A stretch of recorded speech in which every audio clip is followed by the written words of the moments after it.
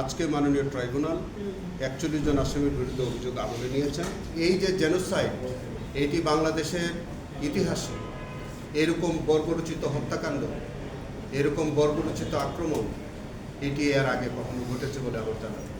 ৫ই মে ২০১৩ সালে হেফাজত ইসলামের একটি সমাবেশে তৎকালীন সরকারের পুলিশ, বিজিবি, র্যাব এবং আওয়ামী লীগ, ছাত্রলীগ, যুবলীগ তারা একটি নারকীয় হত্যাযজ্ঞ চালায়। আপনারা এটা ইতিমধ্যে অবহিত আছেন যে ২০১৩ সালের পর থেকে তৎকালীন সরকার এই মামলাটির কোনো তদন্ত কার্য তারা পরিচালনা করেনি। হেফাজত ইসলামের পক্ষ থেকে বহু চেষ্টা করা সত্ত্বেও তৎকালীন সরকারের সময় এই হত্যাকাণ্ডের কোনো তদন্ত বা বিচার তারা পান না।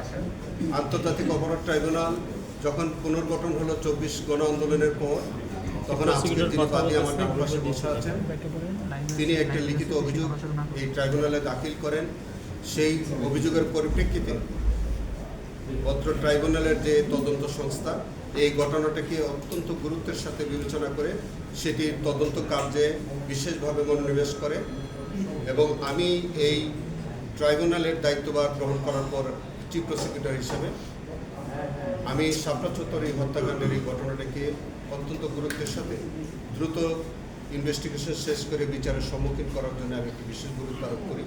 আমার কাছে মনে হয়েছে যে আলেম ওলামাদের দেশ বাংলাদেশ, যে এতগুলো আলেম ওলামাদেরকে শিশু বাচ্চা সহ নির্বিচারে সেই ভয়াল রাতে নির্বিচারে গুলি করে যে তাদেরকে হত্যা করে আহত করে, এই নারকীয় হত্যাযজ্ঞের একটি সুষ্ঠু তদন্ত এবং বিচার হওয়া প্রয়োজন। এবং এই যে জেনোসাইড, এটি বাংলাদেশের ইতিহাসে এরকম বর্বরোচিত হত্যাকাণ্ড, এরকম বর্বরোচিত আক্রমণ এটি এর আগে কখনো ঘটেছে বলে আমার জানা। নাস্তিক বলে সম্বোধন করতে পারি। এই জাতীয় কিছু মানুষ দ্বারা প্রভাবিত হয়ে হেফাজতে ইসলামের মতো একটি সংগঠনকে নির্মূল করার জন্য সরকার অত্যন্ত পরিকল্পিতভাবে তাদের উপরে সেই দিন এই নারকীয় আক্রমণ এবং হত্যাযজ্ঞ সংগঠিত করে।